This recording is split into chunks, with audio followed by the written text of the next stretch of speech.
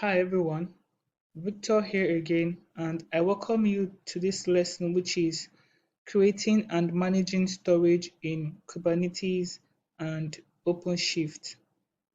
In this lesson, you will learn about some Kubernetes and OpenShift components such as persistent volume, persistent volume claim, and storage class. If you're familiar with virtualization technology for enterprise environment, you would understand that the ideal or proper thing to do when configuring storage is to use external storage, be it in the form of SAN, NAS, or NFS, or whatsoever external storage to store your data for persistency, consistency, and for high availability instead of using the local storage where your VM resides. And this same thing is applicable in Kubernetes and OpenShift. So let's look at the following scenarios. When you have pods of the same replicas distributed across different nodes, and the container app or pod is the one which needs to consistently talk to storage, either to write or retrieve data consistently. For example, databases. Having the pod to talk to a local storage will definitely cause data inconsistency because the pod in node A talks to the local storage in node A, while the pod in node B talks will talk to the local storage in node B, and the same is applicable to node C.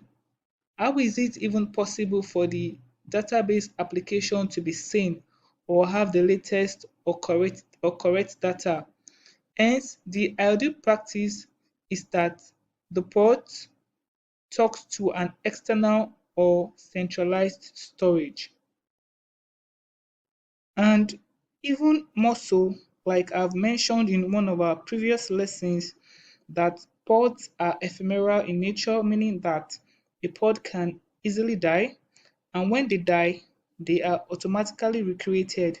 So, say a pod which resides in node A dies and is automatically recreated in node B, how will the pod connect back to the local storage in node A? But if the pod is independent of the local storage, as soon as the pod comes back up on any node, it can easily connect back to the external storage, making data to be consistent and persistent.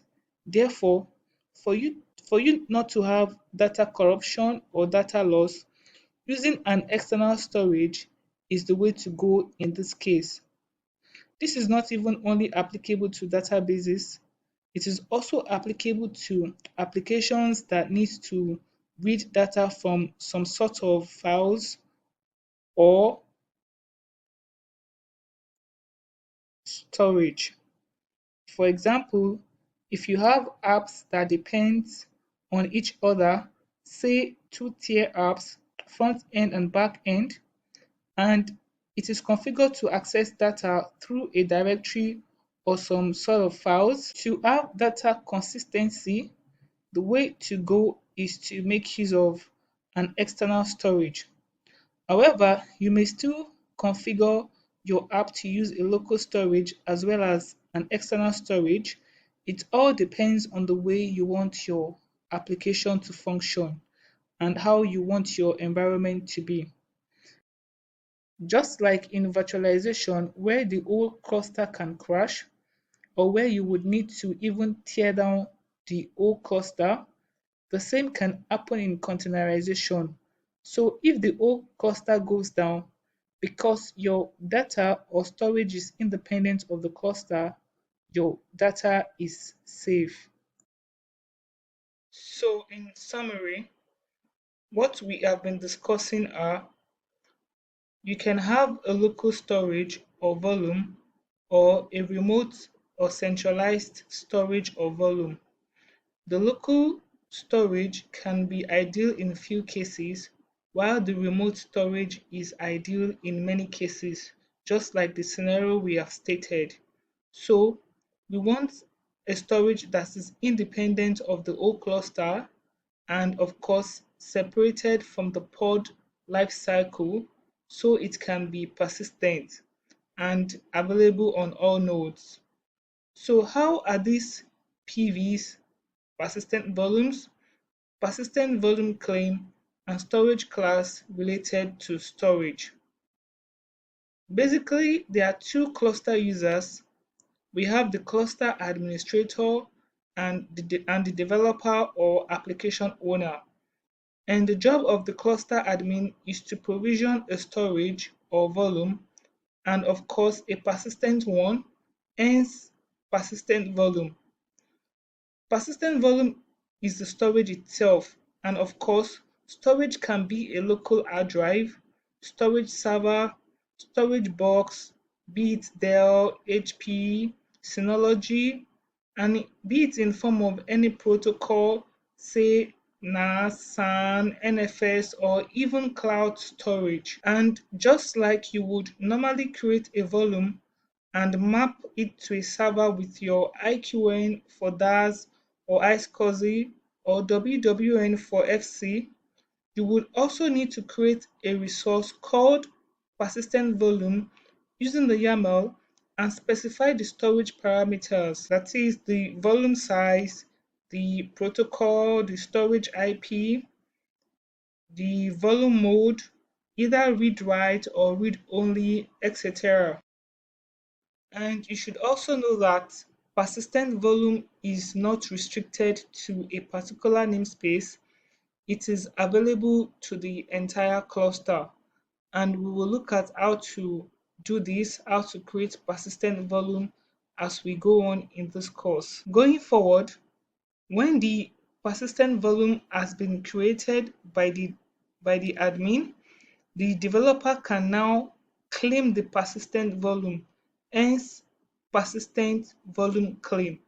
So the developer needs to create a persistent volume claim resource and specify the parameters using the YAML also. So for example, there can be a large pool of persistent volume, say 500 gigabyte. One can claim in chunks per application.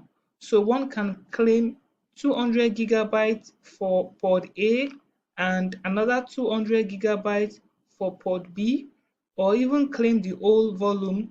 It just depends on how you want the setup to be. And PVC is restricted to a namespace, unlike persistent volume. We would also look at how to create a persistent volume claim as we go on in this course. And finally, we can also dynamically provision or create a persistent volume, and that's where storage class comes in. Imagine a scenario where we have large environment and we have hundreds of pods running, and these pods need volumes. So instead of manually creating persistent volumes or contacting the cluster administrator to always create persistent volumes, one can dynamically create these persistent volumes by using storage class. So when you create a persistent volume claim, a persistent volume will dynamically or automatically be created for you. And this can be done, like I said, with the aid of storage class and with a specific provisioner. The storage class can also be created using a YAML manifest. We can also specify the provisioner in the storage class YAML config file or manifest. We will look at how to do this too as we go on in this course. So I just want you to have an understanding of storage in Kubernetes and OpenShift. And having understood all of this, we would see how to do this step by step.